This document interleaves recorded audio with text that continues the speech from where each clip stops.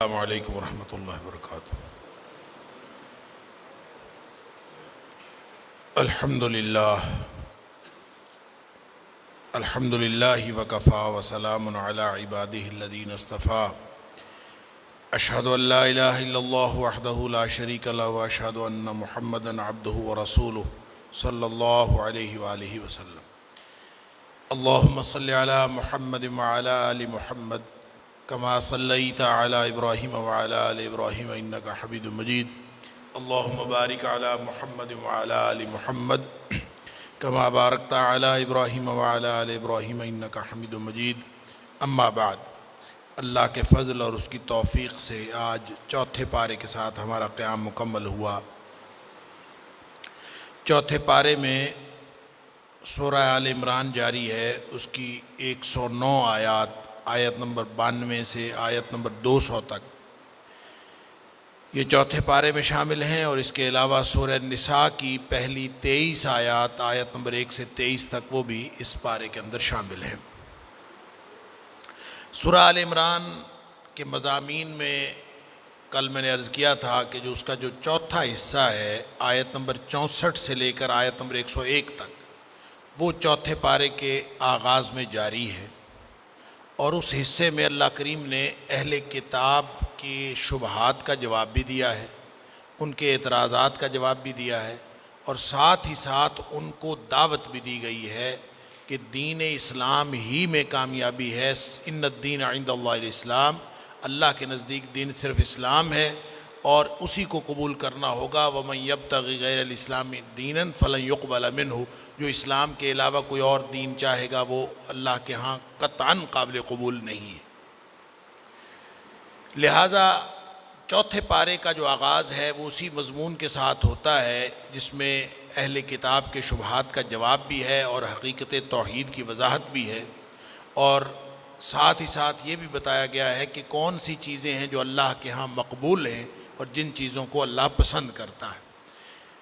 پارے کا آغاز ہوتا ہے لن تنالوا البر حتی تنفقوا مما تحبون، تم نیکی کو کبھی پا ہی نہیں سکتے جب تک اپنی محبوب چیز اللہ کے راستے میں خرچ نہ کرو۔ اللہ اکبر! یعنی انسان اگر اپنی محبوب چیزیں چھپا چھپا کے رکھنا شروع کر دے، جتنا مرضی نیک بنتا پھرے وہ نیک نہیں ہو سکتا، اس کا وہ تصور نیکی کا غلط ہے۔ لہٰذا نیکی کا معیار یہ ہے کہ جو چیز زیادہ محبوب ہے وہ اللہ کے راستے میں دے دی جائے۔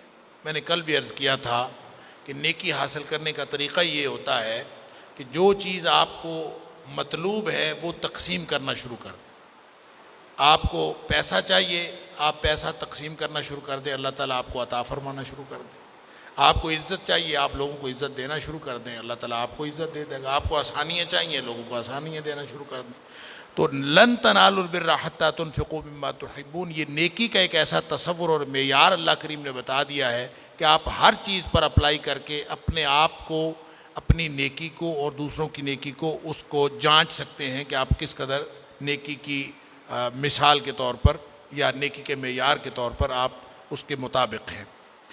اہل کتاب کے دو شبہات خاص طور پر یہاں بیان فرمائے گئے ہیں۔ ایک تو اونٹ کا گوشت اور دودھ، وہ کہتے تھے حرام ہے، کہتے تھے حضرت اسرائیل نے یعنی حضرت یعقوب علیہ السلام نے اپنے اوپر یہ حرام کیا تھا، تو یہ شریعت جو موسوی شریعت ہے اس کے بارے میں وہ کہتے تھے حرام تھا، اور اگر نبی اکرم صلی اللہ علیہ وآلہ وسلم کی جو شریعت ہے یہ اسی شریعت کا تسلسل ہے، تو پھر یہاں بھی اونٹ کا گوشت اور جو دودھ ہے وہ حرام ہونا چاہیے۔ اللہ تعالیٰ نے جواب دیا کل طعام کان حلا لبنی اسرائیل الا ما حرم اسرائیل علی نفسہ من قبل ان تنزل التوراۃ۔ دیکھیں یہ ان کا یہ اعتراض ہی غلط ہے، ان کی جس بنیاد پر یہ اعتراض کر رہے ہیں وہ غلط ہے۔ حضرت اسرائیل یعنی یعقوب علیہ السلام نے اپنے اوپر حرام کوئی چیز نہیں کی تھی، بلکہ کچھ دنوں کے لیے ایسی جب آدمی کسی چیز کے بارے میں کہہ دیتا ہے کہ میں یہ نہیں کھاؤں گا تو اس کو وہ حرام نہیں ہو جاتی۔ فرمایا ان کا یہ بنیادی مقدمہ ہی غلط ہے کہ پرانی شریعت میں حرام تھا، ہر کھانا حضرت اسرائیل پر حلال تھا۔ کل الطعام کان حلا لبنی اسرائیل، بنی اسرائیل کے اوپر سارے کھانے حلال تھے۔ البتہ حضرت یعقوب علیہ السلام نے تورات کے نزول سے قبل کچھ چیزیں اپنے اوپر حرام کی تھیں، اور اگر تورات میں یہ کہتے ہیں کہ حرام تھا، قل فأتوا بالتوراۃ فاتلوها ان کنتم صادقین، لاؤ تورات ہمارے سامنے تلاوت کرو، اس میں کہاں حکم ہے کہ یہ حرام تھا۔ اسی طرح دوسرا ان کا جو اعتراض تھا، وہ کہتے تھے جو قبلہ اول سب سے پہلے جو قبلہ تعمیر کیا گیا وہ بیت المقدس تھا، اور آج بھی اہل کتاب یہ شبہ ڈالتے ہیں، اور بہت ساری انٹرنیشنل لیول پہ بھی یہ ڈیبیٹ چلتی ہے کہ پہلے کون سا قبلہ قائم ہوا۔ تو اس پر اللہ تعالیٰ نے اس شبے کا جواب بھی دیا، ان اول بیت وضع للناس الذی ببکہ، پہلا گھر جو اللہ تعالیٰ نے بنایا وہ وہی ہے جو مکہ میں، لہٰذا یہ اعتراض بھی ان کا غلط۔ مبارکم و ھدی للعالمین، اس پہلے گھر کو سب سے پہلے تعمیر بھی اسی کو کیا گیا، اور اسی کو مبارک اور لوگوں کے لیے ہدایت کا سامان کیا گیا۔ فیہ آیات بینات مقام ابراہیم، اور اس میں دوسری نشانیاں بھی ہیں اور مقام ابراہیم بھی ہے، اور پھر فرمایا کہ اس کا حج کرنے سے وَلِلَّهِ عَلَى النَّاسِ حِجُّ الْبَيْتِ مَنِ اسْتَطَاعَ إِلَيْهِ سَبِيلًا، جس شخص کو بھی استطاعت ہو اس کے گھر جانے کی، وہ اس کو چاہیے کہ اس کا حج کرے۔ وَمَنْ كَفَرَ فَإِنَّ اللَّهَ غَنِيٌّ عَنِ الْعَالَمِينَ، جو اس گھر کا حج کرنے کا ارادہ نہیں رکھتا، فمن کافر، گویا وہ کفر کرتا ہے، اللہ تعالیٰ معاف فرمائے۔ پھر اس کے بعد دو استفسار ہیں اہل کتاب کو، لِمَ تَكْفُرُونَ بِآیاتِ اللَّهِ، اللہ کی آیتوں کا کفر کیوں کرتے ہو؟ یعنی جیسے شو کاز نوٹس نہیں جاری کرتے، کیوں کرتے ہو بتاؤ، یعنی تمہارے پاس کوئی دلیل ہے اس کی؟ پھر اسی طرح لِمَ تَصُدُّونَ عَن سَبِيلِ اللَّهِ، اللہ کے راستے سے لوگوں کو روکتے کیوں ہو؟ الٹی سیدھی دلیلیں دے کر کیوں روکتے ہو؟ یہ گویا اللہ تعالیٰ نے ان کی ایکسپلینیشن کال کی ہے، ان کو شو کاز نوٹس جاری کیا ہے، اور پھر فرمایا کہ کفار کی دوستی نہ کیا کرو، یا ایھا الذین آمنوا، اے ایمان والو کافروں کی دوستی نہ کیا کرو، ان تطیعوا فریقا من الذین اوتوا الکتاب، اگر یہ اہل کتاب کی تم دوستی رکھو گے نا تو یہ اسلام سے برگشتہ کرنے کا یہ ہمیشہ کوشش کرتے رہتے ہیں، اور یہ تمہیں اسلام سے ہٹانے میں کامیاب ہو سکتے ہیں، لہٰذا یہ بہت خوفناک اور خطرناک ہے۔ یردوکم بعد ایمانکم کافرین، یہ تمہیں تمہارے ایمان کے بعد کافر بنا لیں گے، اس لیے کفار کی دوستی کی ممانعت ہے، اس سے بچ کے رہا کرو۔ آیت نمبر 102 سے آیت نمبر 120 تک امت مسلمہ کو تنظیمی ہدایات دی گئی، فرمایا اس کی بنیاد اتحاد ہے اور تقوی ہے۔ یا ایھا الذین آمنوا اتقوا اللہ حق تقاتہ، اللہ سے جس طرح ڈرنے کا حق ہے اس طرح اللہ سے ڈرا کرو، اور اللہ سے ڈرنے کا حق کا مطلب یہ نہیں ہے کہ اللہ کوئی نعوذ باللہ من ذالک خوفناک چیز ہے، اللہ سے ڈرنا ہے، اللہ تو پیار کرنے والا ہے، وہ تو غفور الرحیم ہے۔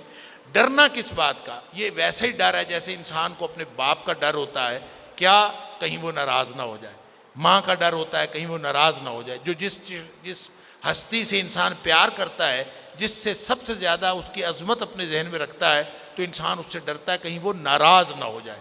یہ ڈر اصل میں اللہ کی ناراضگی کا ڈر ہے، تو تقویٰ کہتے ہی اس ڈر کو ہیں کہ انسان کے دل میں ہر وقت یہ خوف رہے کہ کہیں میرا اللہ مجھ سے ناراض نہ ہو جائے، اور ہر وقت یہ بھی خوف رہے کہ کہیں میں اللہ کی رضامندی سے محروم نہ رہ جاؤں، کوئی ایک چھوٹے سے چھوٹا کام میرے سے ایسا سرزد نہ ہو جائے جو اللہ کی ناراضگی کا باعث بن سکتا ہے، اور کوئی چھوٹے سے چھوٹا کام ہونے سے رہ نہ جائے جو اللہ کی رضامندی کا باعث بن سکتا ہے۔ اس کو کہتے ہیں تقویٰ۔ فرمایا جس طرح اللہ سے ڈرنے کا حق ہے وہ حق ادا کرو، اور ہرگز نہ مرنے سے پہلے مسلمان بن جاؤ۔ اور پھر دوسری بات فرمائی وَاعْتَصِمُوا بِحَبْلِ اللَّهِ جَمِيعًا وَلَا تَفَرَّقُوا، اگر امت مسلمہ کی تنظیم کرنی ہے تو سب سے بنیادی بات ہے اتحاد، اور اتحاد کس چیز پر ہو سکتا ہے؟ بحبل اللہ، اللہ کی رسی کو مضبوطی سے تھام لو، اور اللہ کی رسی سے مراد کیا ہے؟ اللہ کی رسی سے مراد یہ قرآن۔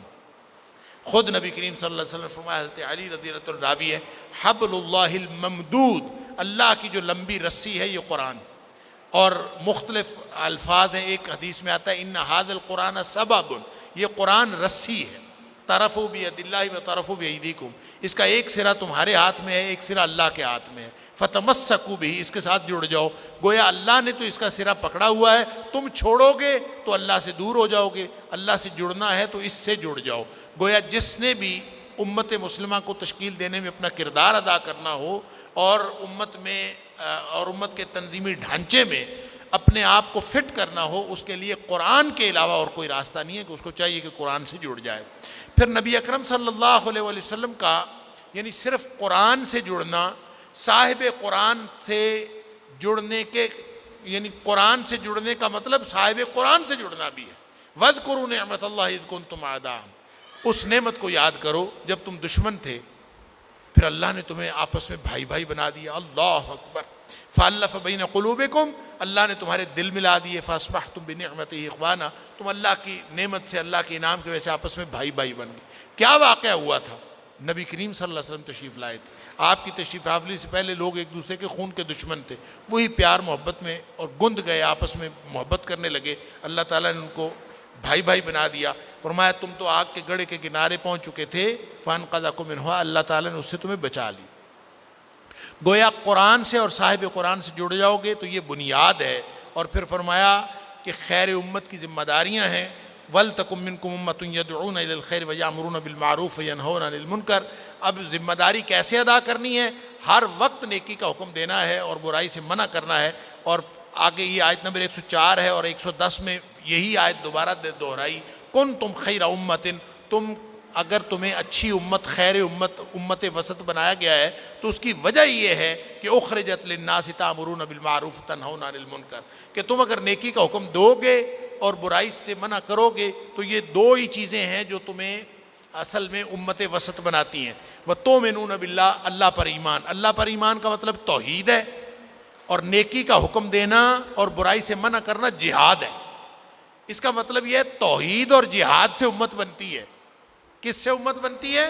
توحید اور جہاد سے۔ اور یہ نہ ہو تو پھر امت کوئی نہیں ہوتی۔ جس امت میں توحید ختم ہو جائے، کمزور پڑ جائے، وہ امت محمدیہ نہیں ہے۔ اور جس میں جہاد کا جذبہ کمزور پڑ جائے، نیکی کا حکم دینے والے نہ رہیں اور برائی سے منع کرنے والے نہ رہیں، اس کا مطلب یہ ہے کہ اس کا تعلق نبی کریم صلی اللہ علیہ وسلم کی امت سے نہیں ہے۔ پھر فرمایا کہ اہل کتاب سے تمہارا تصادم تو ہوگا، اور یہ اس سے بچنے کی کوشش کرو گے تو بھی تصادم ہوگا، نہیں کوشش کرو گے تو بھی تصادم ہوگا۔ لیکن یہ پریشانی کی کوئی بات نہیں، لن یضرکم الا اذی، کچھ تھوڑی سی تکلیف ہوگی، حتمی نقصان یہ تمہیں نہیں پہنچا سکتے۔ وَإِن یقاتلوکم یولوکم الادبار ثم لا ینصرون، جب تم ٹکرا کے ان کے سامنے یہ دشمنی کریں گے، تم ان کے ساتھ ٹکرا جاؤ پوری طرح قوت کے ساتھ، تو یہ پیٹھ پھیر کے بھاگ جائیں گے اور کبھی بھی تمہارا مقابلہ نہیں کر سکتے۔ اس لیے کہ ضربت علیہم الذلۃ اینما ثقفوا، اس لیے کہ اس سے پہلے ہی ان کے اوپر اللہ کی طرف سے ذلت ان کے اوپر مسلط کی جا چکی ہے ان کے کرتوتوں کی وجہ سے۔ یہ ایسے تھوڑے بہت سہارے اس کو دنیا کے ملے ہوئے ہیں، حبل من اللہ و حبل من الناس، لوگوں کے جو سہارے ہیں، کبھی امریکہ کا سہارا، کبھی کسی ملک کا سہارا، کبھی کسی ملک کا سہارا، یہ سہاروں پہ کھڑے ہیں، اصل میں ان کے پاس اپنی کوئی طاقت نہیں ہے، اس لیے کہ اللہ تعالیٰ نے ان کے اوپر ذلت مسلط کر رکھی ہے۔ پھر فرمایا اہل کتاب کو رازدار بالکل نہ بناؤ، اس لیے کہ یہ بدبخت اندر سے تمہارے بڑے سخت دشمن ہیں۔ یا ایھا الذین آمنوا لا تتخذوا بطانۃ من دونکم، دوستیاں کرنی ہوں تو آپس میں کیا کرو، مسلمانوں میں کافروں کے ساتھ دوستیاں نہ کیا کرو، اس لیے کہ ان کے اندر ودوا ما عنتم، وہ ہمیشہ یہ چاہتے ہیں کہ تم ہر وہ کام کریں جو تمہیں تکلیف میں مبتلا کرے۔ لہذا الکفر ملت واحدہ، سارا کفر ایک ملت ہے، ہمیشہ مسلمانوں کو نقصان پہنچانے میں لگے رہتے ہیں۔ قد بدت البغضاء من افواہہم وما تخفی صدورہم اکبر، جو منہ سے ان کے دشمنی تھرک جاتی ہے اور پتہ چلتا رہتا ہے، کبھی نہ کبھی منہ سے بکتے رہتے ہیں، کبھی نبی کریم صلی اللہ علیہ وسلم کی شان میں عرضہ سرائی کرتے ہیں، کبھی مسلمانوں کے خلاف بکتے ہیں، کبھی قرآن کے بارے میں بات کرتے ہیں، کچھ نہ کچھ ان کی دشمنی ظاہر ہوتی رہتی ہے۔ وما تخفی صدورہم اکبر، جو ان کے دلوں میں چھپا ہوا ہے بہت ہی بڑی دشمنی، یہ تو چھوٹی چھوٹی ظاہر ہوتی ہے۔ لہٰذا دشمنوں کو دشمن سمجھو، دشمن اچھا ہوتا ہی وہ ہے جو دشمنی کرے، لہٰذا وہ دشمنی میں لگے ہوئے ہیں، تم خام خواہ ان کو دوست سمجھ کے اپنا نقصان نہ کرو۔ پھر آیت نمبر 121 سے آیت نمبر 189 تک یہ لمبا بیان جو ہے، یہ غزوہ احد کے اوپر تبصرہ۔ غزوہ احد ایک غزوہ ہوا، ایک جنگ ہوئی 3 ہجری میں، اور اس میں جو کافر تھے وہ مکے کے کافر دراصل اپنا غزوہ بدر کی شکست کا بدلہ لینے کے لیے آئے تھے، اور انہوں نے آ کے 3000 کی تعداد میں مسلمانوں پر، مدینے پر حملہ کرنا چاہا۔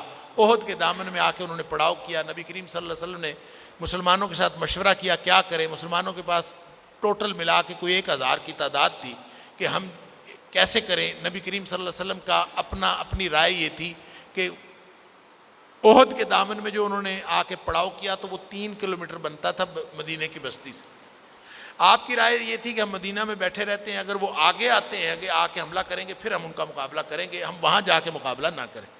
لیکن جب آپس میں رائے ہوئی تو زیادہ لوگوں نے مشورہ دیا، خاص طور پہ جو جوشیلے نوجوان تھے، انہوں نے کہا جی نہیں جی نہیں، ہم نے وہاں جا کے لڑنا۔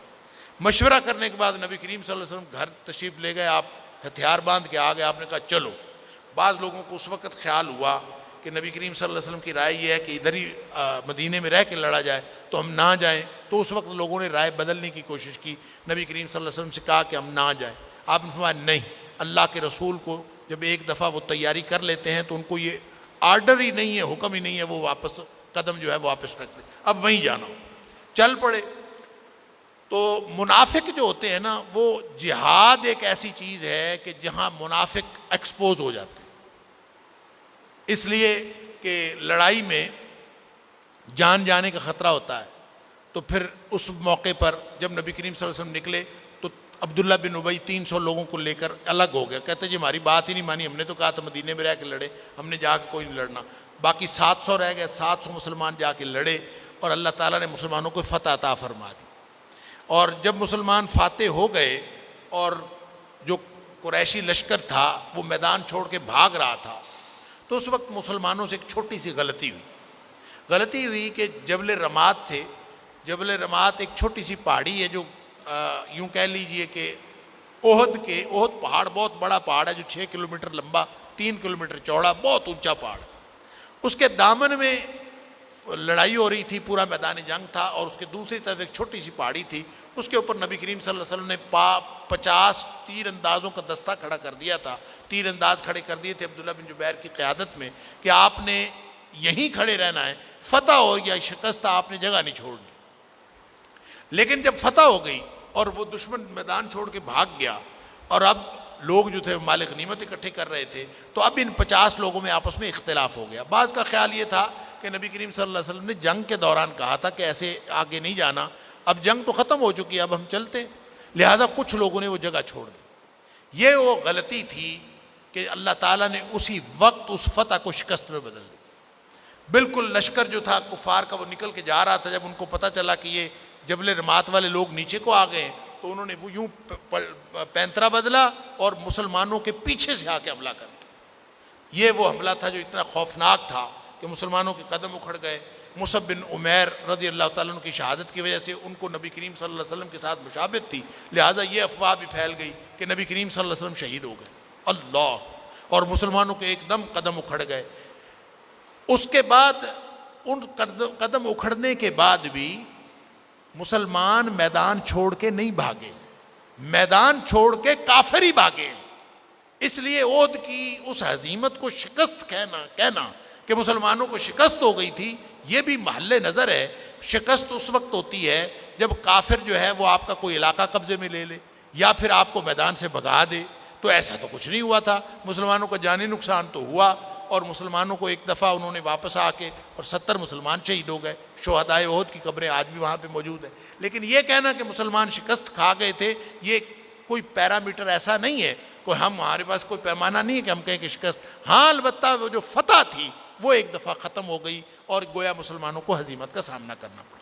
یہ جو موقع ہے یہ مسلمانوں کے لیے بڑا ہی آزمائش کا موقع تھا، دو اعتبار سے۔ ایک تو اس اعتبار سے کہ کافروں کو باتیں کرنے کا موقع مل گیا، ایک مسلمان ڈی مورلائز ہو گئے کہ ہم اگر اللہ کے سچے نبی کے پیروکار ہیں تو پھر ہمیں یہ کیوں ہوا؟ نبی کریم صلی اللہ علیہ وسلم کے دندان مبارک شہید ہوئے، آپ زخمی ہوئے، اور یہ مسلمانوں کے لیے ایک بہت ہی بڑا آزمائش کا موقع تھا۔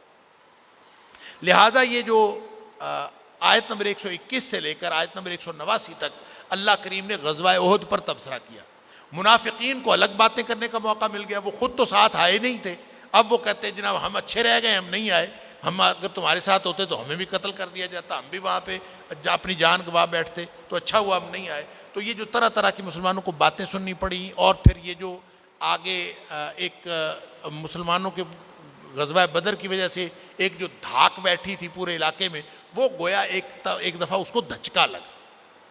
اس لیے قرآن نے اس کو پورا اس کے اوپر تبصرہ کیا ہے، اور اس کا کرکس یہ ہے کہ وَلَا تَهِنُوا وَلَا تَحْزَنُوا أَنْتُمُ الْأَعْلَوْنَ إِن كُنتُم مُؤْمِنِينَ، کہ دیکھیں تمہیں کمزور پڑنے کی ضرورت نہیں ہے، نہ غمگین ہونے کی ضرورت ہے، غم کھانے کی ضرورت ہے۔ جو فتح ہے اور کامیابی اور عروج ہے وہ تمہارا ہی مقدر ہے، ان کنتم مومنین، اگر تم مومن ہو۔ رہ گئی وہ مسلمانوں کی تھوڑی سی غلطی، چند مسلمانوں کی، سب کی نہیں تھی، وہ جو غلطی تھی اللہ تعالیٰ نے فرمایا کہ اللہ تعالیٰ نے اس کو معاف کر دیا، وَلَقَدْ عَفَا اللَّهُ عَنْكُمْ، اللہ تعالیٰ نے تمہیں معاف کر دیا۔ اللہ تعالیٰ نے جب معاف کر دیا، ان کو کامیابی کی نوید سنا دی، تو اب یہ اس تبصرے میں البتہ منافقین کا کردار جو ہے اس کے اوپر اللہ تعالیٰ نے پورا تبصرہ کیا ہے، اور یہ بتایا کہ اللہ کی مدد کی وجہ سے فتح ہوتی ہے، فتح کی وجہ کوئی اور نہیں ہوتی۔ لہٰذا اللہ کی مدد لینے کے لیے مسلمانوں کو جس معیار پر پورا اترنا پڑتا ہے اس میں ایمان ہے، اسلام پر عمل ہے، اتحاد ہے، تیاری ہے، اطاعت ہے اور توکل ہے۔ یہ وہ ٹولز ہیں، مسلمان اگر اس کو اپنائیں تو اللہ تعالیٰ کی مدد آتی۔ اور پھر صبر اور تقوی کے ساتھ لگے رہیں۔ اللہ اکبر۔ ان تصبروا وتتقوا ویاتوکم من فورہم ھذا یمددکم ربکم بخمسۃ آلاف من الملائکۃ مسومین، اگر تم صبر اور تقوی کے ساتھ ڈٹے رہو گے اللہ فرشتے اتار کے آسمان سے تمہاری مدد کرے گا۔ اور پھر یہ بھی فرما دیا کہ اگر ولا تہنوا ولا تحزنوا وانتم الاعلون ان کنتم مؤمنین، اور پھر فرمایا ان ینصرکم اللہ فلا غالب لکم، آیت نمبر 160 میں فرمایا اللہ اگر تمہاری مدد کرے نا تو تمہیں کبھی شکست نہیں ہو سکتی۔ گویا فتح کس سے ملتی ہے؟ اللہ کی مدد سے۔ وَإِن يَخْذُلْكُمْ، اگر اللہ ہی تمہیں چھوڑ جائے، اللہ کی مدد تمہیں چھوڑ جائے، فَمَنْ ذَا الَّذِي يَنْصُرُكُم مِّن بَعْدِهِ، تو پھر دنیا کائنات میں تمہاری مدد کرنے والا نہیں۔ لہذا اپنے ایمان کی فکر کرو۔ تم اگر اپنے ایمان کی فکر کرو گے وَعَلَى اللَّهِ فَلْيَتَوَكَّلِ الْمُؤْمِنُونَ، مومن جو ہیں وہ تو اللہ پر توکل کرتے ہیں، اللہ پر توکل اور بھروسہ ہوگا تو کامیابی تمہارا مقدر ہوگی۔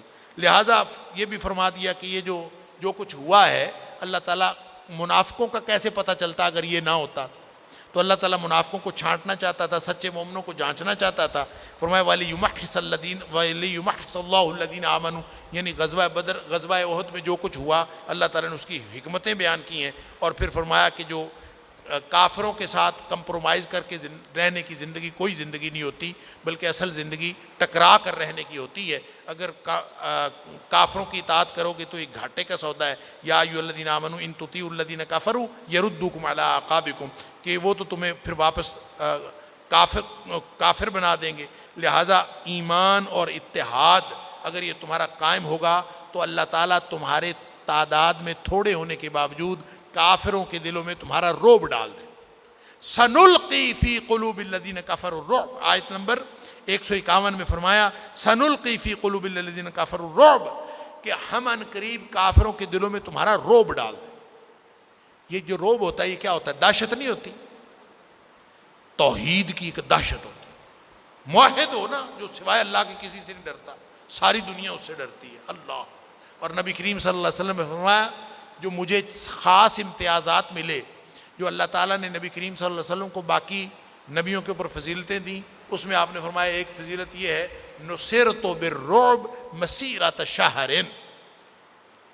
فرمایا مجھے اللہ تعالیٰ نے رعب عطا فرمایا ہے کہ میں 1 مہینے کی مسافت پر ہوتا ہوں تو میرا دشمن مجھ سے مرعوب ہو کے دہشت میں مبتلا ہوتا، یعنی نبی کریم صلی اللہ علیہ وسلم کا خوف 1 مہینے کی مسافت۔ تو جو اللہ کے رسول صلی اللہ علیہ وسلم کے ماننے والے ہیں ان کی بھی دہشت کافروں کے دلوں میں پڑ جاتی ہے۔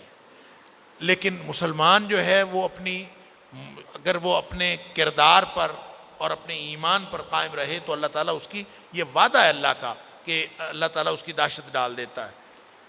اور فرمایا کہ تم آپس میں اتحاد کے ساتھ اور اتفاق کے ساتھ رہو، اور منافقین کی کردار کی اللہ تعالیٰ نے مذمت کی ہے اور اہل ایمان کے کردار کی اللہ تعالیٰ نے تحسین فرمائی ہے، اور فرمایا کہ اللہ کی مدد جب آتی ہے تو کامیابی تمہارے قدم چومتی ہے۔ نبی اکرم صلی اللہ علیہ وسلم سے جڑے رہو، یہ اللہ کا احسان ہے۔ لقد من اللہ علی المؤمنین، اللہ نے احسان کیا ہے نبی کریم صلی اللہ علیہ وسلم، ان کا آپ صلی اللہ علیہ وسلم ذریعہ تعلیم بھی ہیں اور ذریعہ تزکیہ بھی ہیں۔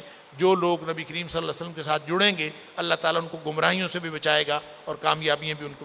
پھر شکست کی حکمتیں آگے بھی بیان کی ہیں۔ وَلِيَعْلَمَ الَّذِينَ نَافَقُوا، اللہ تعالیٰ منافقوں کو کیسے جانتا، یہ بھی اس لیے بھی اللہ تعالیٰ نے ایسے حالات پیدا کر دیے۔ اور پھر فرمایا منافقین جو کہہ رہے ہیں نا کہ ہم بچ گئے ہیں، فرمایا اگر یہ بچ گئے ہیں نہ جانے کی وجہ سے تو پھر ان سے کہو موت سے بچ کر دکھائیں۔ اللہ، مرنا تو ہے ہی سب نے، لہٰذا یہ ہو نہیں سکتا کہ کوئی شخص جو ہے گھر پہ پڑا رہے اور وہ موت سے بچ جائے۔ تو وہ موت جو شہادت کی آ جائے، جو میدان جنگ میں آ جائے، اس سے اچھی اور موت کیا کون سی ہو سکتی ہے؟ پھر یہ غزوہ حمراء الاسد کا ذکر ہے آیت نمبر 173 میں۔ حمراء الاسد کے بارے میں سن لیجئے۔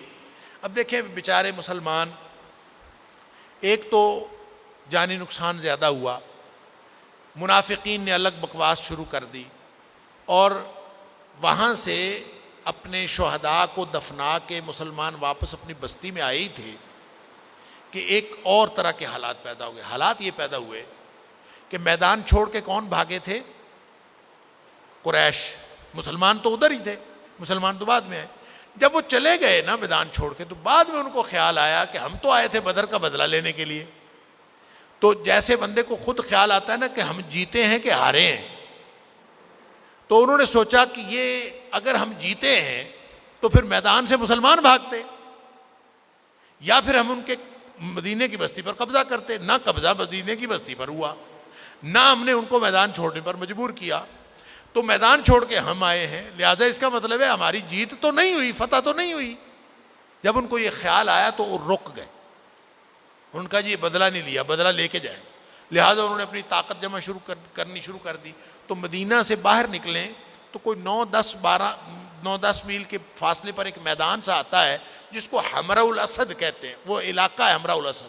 اب بھی اگر آپ مدینہ منورہ سے نکلیں مکہ جانے کے لیے تو ایک میدان سا آتا ہے، اس کے پیچھے پہاڑ ہے، اور وہاں سے یہ موٹر وے جو ہے الگ ہو جاتا ہے، اور دوسری پرانی سڑک جو الگ ہو جاتی ہے۔ اس جگہ پہ حمراء الاسد پہ، وہاں پہ انہوں نے پھر اجتماع کرنا شروع کر دیا کہ نہیں ہم بدلہ لے کے جاتے ہیں تو پھر کریں۔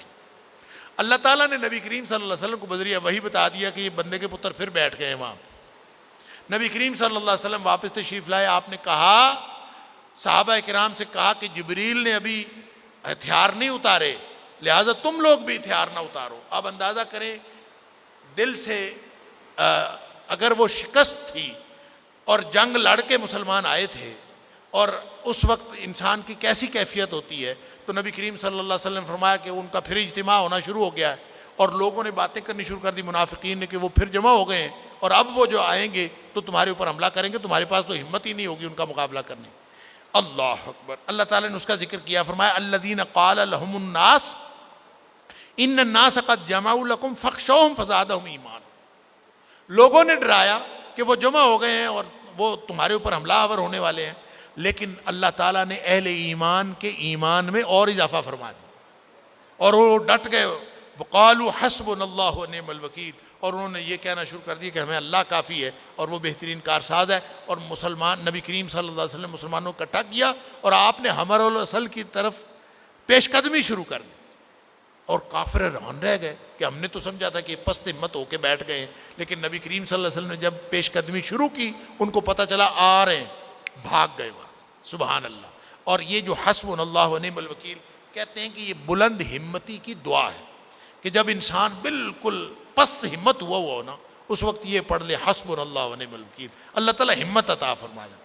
اور نبی کریم صلی اللہ علیہ وسلم نے اس وقت یہ پڑھی، صحابہ کرام نے بھی یہ پڑھی، اللہ تعالیٰ نے ہمت عطا فرمائی۔ اور کہا یہ جاتا ہے کہ جب ابراہیم علیہ السلام کو آگ میں پھینکا جا رہا تھا تو انہوں نے بھی یہی پڑھا تھا، حسبنا اللہ ونعم الوکیل۔ جب انسان کے پاس کچھ نہ باقی بچے تو اس وقت ایک دعا بہرحال باقی بچتی ہے، اور وہ کیا ہے؟ حسبنا اللہ ونعم الوکیل، میرا اللہ ہمیں کافی ہے۔ سبحان اللہ۔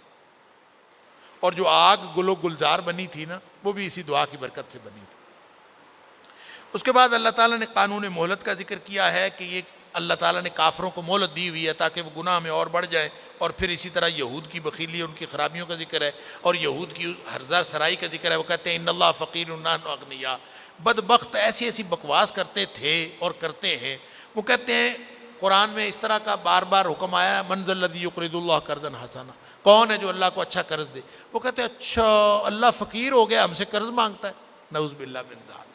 اللہ فرمایا سنکتب ما قالوا وقتلهم الانبیاء بغیر حق، جو انہوں نے عرضہ سرائی کی ہم سب لکھا ہے، اور قیامت والے دن ان کو ونقول ذوقوا عذاب الحریق، قیامت والے دن ان کو کہا جائے گا جلنے والا عذاب چکھو۔ کیا موت کے بعد ان کو پتہ چلے گا کون کامیاب۔ دنیا میں کامیابی کا پتہ نہیں چلتا، گدھا گھوڑا سب برابر ہیں، اور دنیا میں خاص طور پر جو کافر ہیں وہ تو غالب نظر آتے ہیں۔ اللہ تعالیٰ نے فرمایا کہ لا یغرنکم تقلب الذین کفروا فی البلاد، اس کے آخر پہ فرمایا کہ کافروں کا دندناتے پھرنا شہروں کے اندر تمہیں کسی دھوکے میں مبتلا نہ کرے۔ کامیابی کیا ہے؟ یہاں اللہ تعالیٰ نے آیت نمبر 185 کے اندر فرما دیا کامیابی کا معیار کیا ہے، فمن زحزح عن النار وادخل الجنہ فقد فاز۔ یہاں نہیں پتہ چلتا کون کامیاب ہے کون ناکام، جو جہنم سے بچا دیا گیا اور جنت میں داخل کر دیا گیا وہ ہے کامیاب۔ اللہ تعالیٰ ہم سب کو کامیاب فرمائے۔ آخری 11 آیات ہیں، یہ آخری حصہ ہے 7واں حصہ سورہ آل عمران کا۔ یہ 11 آیات یہ بڑی عجیب و غریب، اس میں پوری سورت کے مضامین کا خلاصہ بھی ہے، اس میں غور و فکر کی دعوت بھی ہے، اس میں اللہ تعالیٰ کی قدرت اور خالقیت کا ذکر بھی ہے، اور اس میں دعوت نبوی پر لبیک کہنے کا حکم بھی ہے کہ جب نبی کریم صلی اللہ علیہ وسلم بلایا کریں تو پھر لبیک کہا کرو، اور اس میں دعائیں بھی ہیں جو کہ اللہ والے جو ہیں وہ دعائیں کرتے ہیں۔ ان 11 آیات کی اہمیت کو آپ اس طرح سمجھ لیجئے کہ بخاری اور مسلم کے اندر آتا ہے کہ نبی کریم صلی اللہ علیہ وسلم جب صبح تہجد کے لیے بیدار ہوتے تھے نا تو وضو سے بھی پہلے یہ 11 آیات پڑھتے تھے، یہ تلاوت فرماتے تھے، اس کے بعد وضو فرماتے تھے تہجد کے لیے۔ اللہ ان فی خلق السماوات والارض واختلاف اللیل والنہار لآیات لأولی الالباب، رات دن کے آنے جانے میں زمین و آسمان کی تخلیق میں نشانیاں ہیں۔ یہاں سے یہ بات شروع ہوتی ہے، اس میں دعائیں بھی ہیں کہ اللہ تمہیں جہنم سے بچا لے۔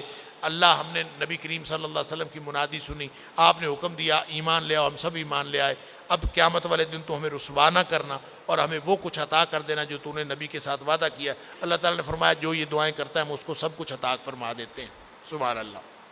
اس کے بعد سورہ نساء ہے۔ سورہ نساء کا معنی ہوتا ہے عورتیں، تو گویا یہ بنیادی طور پر عورتوں کے مسائل کی صورت، حسن معاشرت کی بات، عورتوں کے بنیادی مسائل، اور خاص طور پہ جو کہتے ہیں نا کہ عورتوں کو جو حقوق دیے ہیں اسلام نے تو اس کی بنیاد ساری کی ساری سورہ نساء میں، اور سورہ نساء کا بھی خاص طور پہ پہلا حصہ آیت نمبر 1 سے آیت نمبر 43 تک جو حسن معاشرت سے متعلق ہے، اس میں خواتین کے بارے میں خاص طور پر بات کی گئی ہے۔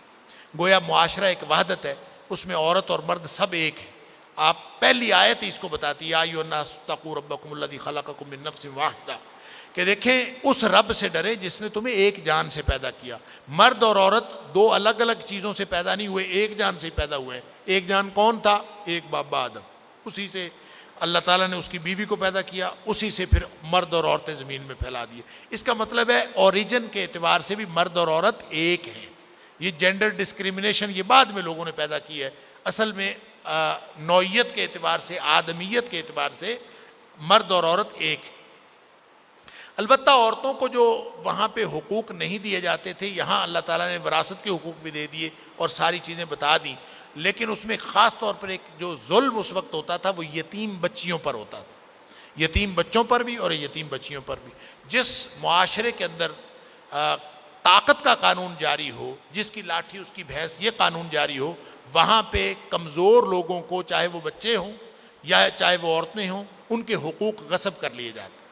لہٰذا ایک تو کام یہ ہوتا تھا اس معاشرے کے اندر کہ لوگوں نے 100 شادیاں کی ہوئی ہوتی تھی، اور پھر بچیوں سے، یتیم بچیوں سے شادی کر لیتے تھے، مال کی وجہ سے شادی کر لیتے تھے، ان کا مال ہتھیانے کی وجہ سے، لیکن ان کے اوپر ظلم کرتے تھے۔ لہٰذا ایک تو شریعت نے یہ حکم دیا کہ اگر تم بچیوں سے، یتیم بچیوں سے انصاف نہیں کر سکتے تو پھر ان سے نکاح نہ کیا کرو، عام عورتوں سے کر لیا کرو، یتیم بچیوں سے نکاح نہ کیا کرو، کیونکہ ان کے اوپر تم کس طریقے سے ظلم ڈھاتے ہو۔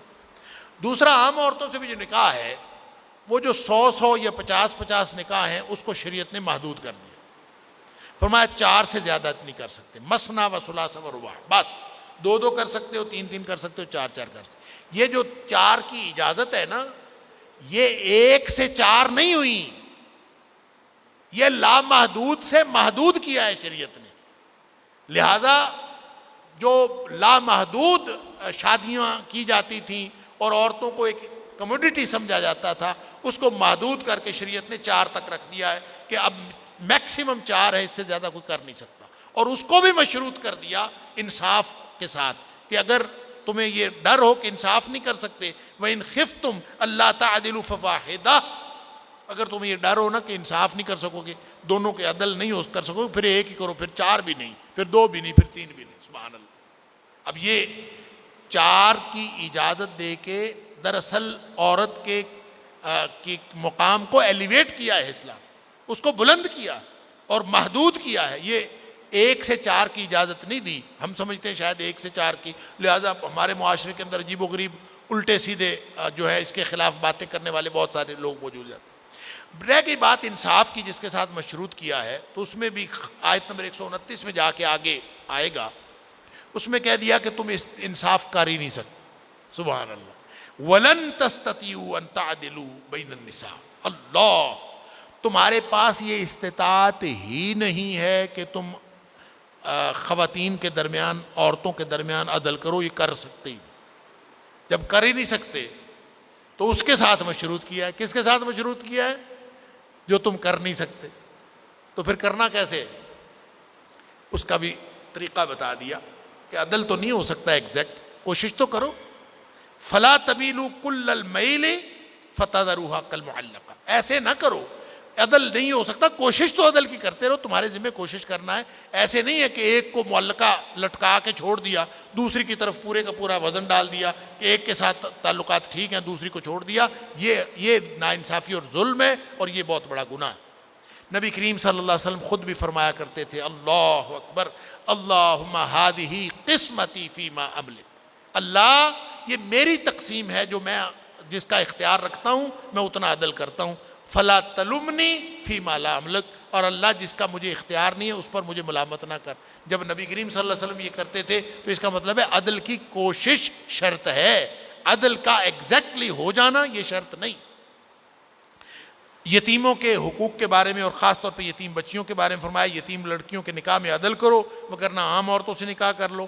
تعدد ازواج کی اجازت دی. بیویوں کے مال خوش دلی سے ادا کیا کرو، یتیموں کے مال میں احتیاط کرو، اور ظلم سے ان کا اگر کھاؤ گے تو وہ جہنمی ہوگا کوئی شخص. پھر فرمایا کہ یتیم کے مال کی جو کفالت کر رہا ہے، اگر اس کو خود اپنے کھانے پینے کے لیے ضرورت ہے تھوڑا بہت لے سکتا ہے. اور پھر خاص حکم یہاں وراثت کا دے دیا کہ وراثت میں عورتوں کو حقدار بنا دیا.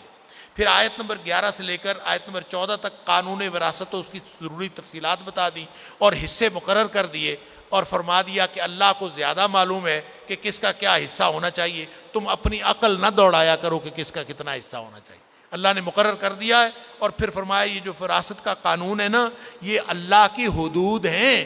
تلک حدود اللہ ومن یطیع اللہ ورسولہ یدخلہ جنات تجری من تحتہا الانہار خالدین فیہا. اللہ اکبر. یہ اللہ کی حدود ہیں. جو اللہ کی حدود پورا کرے گا ان کو جنتیں ملیں گی، اور جو اللہ کی حدود پورے نہیں کرے گا، وَمَن يَعْصِ اللَّهَ وَرَسُولَهُ، جو اللہ اور اس کے رسول صلی اللہ علیہ وسلم کی نافرمانی کرے، وَيَتَعَدَّ حُدُودَهُ، اور اس کی حدود کراس کرے. یعنی بیٹیوں کو وراثت میں حصہ نہیں دیتے، بہنوں کو حصہ نہیں دیتے، عورتوں کا حصہ نہیں دیتے. فرمایا یہ اللہ کی حدود کو کراس کرنے کے مترادف ہے. یدخلہ نارا خالدا فیہا ولہ عذاب مہین. اللہ تعالیٰ اس کو جہنم میں ڈالے گا، وہ ہمیشہ جہنم کے اندر رہے گا، اور اس کو رسوا کن عذاب ہوگا جو بہنوں بیٹیوں کو وراثت میں حصہ نہیں دیتے، اللہ کا مقرر کیا ہوا حصہ. اللہ. پھر فرمایا کہ اب تک جو غلطیاں ہو گئی ہیں توبہ کر لو. توبہ کا اصول یہ نہیں ہے کہ جب موت آئے اور جھٹکا لگے موت کا، جیسے فرعون کو ڈبکی لگی تھی، اس نے بھی کہا تھا آمنت برب موسیٰ و ہارون، میں موسیٰ اور ہارون کے رب پر ایمان لایا. نہیں. فرمایا ایسی توبہ اللہ قبول نہیں فرماتا کہ انسان گناہ کرتا رہے، گناہ کرتا ہے، اور جب اس کو موت آئے تو اس کو کہے انی تبت الآن، اب میں توبہ کرتا ہوں. نہیں. فرمایا جو جن کی توبہ اللہ قبول کرتا ہے وہ یہ ہے انما التوبۃ علی اللہ للذین یعملون السوء بجہالۃ. نادانی میں جن سے بیچاروں سے گناہ ہو جاتے ہیں اور پھر وہ جلد ہی جو ہی ان کو خیال آتا ہے، شعور آتا ہے، نادانی علم میں بدلتی ہے اور لا شعوری شعور میں بدلتی ہے، تو وہ فوراً اللہ سے دعا کرتے ہیں. ثم یتوبون من قریب، فوراً وہ توبہ کر لیتے ہیں. فاولئک یتوب اللہ علیہم، ان کی توبہ اللہ تعالیٰ قبول فرماتا ہے. اور آخر پہ اس پارے کے آخر پہ اللہ تعالیٰ نے ایک محرمات کی تفصیل دی ہے. محرمات کا کیا مطلب؟ وہ عورتیں جن کے ساتھ حرمت کا رشتہ ہے اور ان کے ساتھ نکاح نہیں ہو سکتا. دیکھیں یہ اللہ تعالیٰ نے عجیب، محرمات کا دائرہ محدود ہے، باقی ساری حلال ہیں عورتیں، اور جس سے مرضی نکاح کرو، لیکن ان محرمات سے نکاح نہیں کر سکتے. اسی طرح حرام کھانے کا، جو چیزیں حرام کی ہیں ان کا دائرہ محدود ہے. حلال بہت وسیع دائرہ ہے، لیکن انسان ایسا بدبخت ہے کہ پھر بھی حلال کو چھوڑ کر حرام کھاتا ہے، اور جو پاکیزہ رشتے ہیں ان کو برباد کرتا ہے۔ آپ دیکھ لیں آج کل پورے میڈیا کے اوپر پاکیزہ رشتوں کو تو رسوا کیا جا رہا ہے اللہ تعالیٰ پر۔ اور یہ جو محرمات کی تفصیل ہے آیت نمبر 23 کے اندر، یہ ٹوٹل 18 قسم کی خواتین ہیں جن کو محرمات قرار دیا گیا ہے۔ 7 محرمات نسبی ہیں، ماں، بہن، بیٹی، بھتیجی وغیرہ۔ 7 محرمات رضائی ہیں، جو رشتے یعنی نسب سے حرام ہوتے ہیں، خاندانی نسب سے، وہ ہی رضاعت سے بھی حرام ہو جاتے ہیں، یعنی اگر دودھ پیا ہو تو اس سے بھی وہ حرام ہو جاتے ہیں۔ اور اسی طرح 4 سسرالی رشتہ دار ہیں، ساس، بہو، اور اسی طرح ربیبہ اور 2 سگی بہنوں کو جمع کرنا یہ بھی حرام ہے۔ گویا یہ 18 قسم کی وہ خواتین ہیں کہ جن سے نکاح کیا جانا ممکن نہیں۔ اس میں ایک اضافہ ہے اور وہ حدیث میں آتا ہے، نبی کریم صلی اللہ علیہ وسلم نے فرمایا پھپھی اور بھتیجی، جہاں یہاں قرآن نے اس آیت میں کہا 2 بہنوں کو ایک نکاح میں بیک وقت جمع نہیں کیا جا سکتا، وہ بھی حرام ہے۔ اسی طرح پھپھی اور بھتیجی کو اور خالہ اور بھانجی کو بھی ایک نکاح میں جمع نہیں کیا جا سکتا، وہ بھی حرام ہے، لیکن یہ اس آیت نمبر 23 کے اندر موجود نہیں ہے، یہ حدیث میں ہے۔ تو جس طرح 2 بہنوں کو جمع نہیں کیا جا سکتا، اسی طرح پھوپھی بھتیجی اور خالہ بھانجی کو بھی یہ قرآن کا حکم ہے، وہ نبی کریم صلی اللہ علیہ وسلم کی حدیث کا حکم ہے۔ پتہ چلا کہ جو فرض ہو جاتا ہے اور جو حرام ہو جاتا ہے حلت و حرمت میں، اللہ کا قرآن اور نبی کریم صلی اللہ علیہ وسلم کا فرمان وہ دونوں برابر ہیں، اس میں کوئی فرق نہیں۔ اللہ تعالیٰ ہم سب کو قرآن اور نبی کریم صلی اللہ علیہ وسلم کے فرمان پر عمل کرنے کی توفیق عطا فرمائے۔ وآخر دعوانا الحمدللہ رب العالمین۔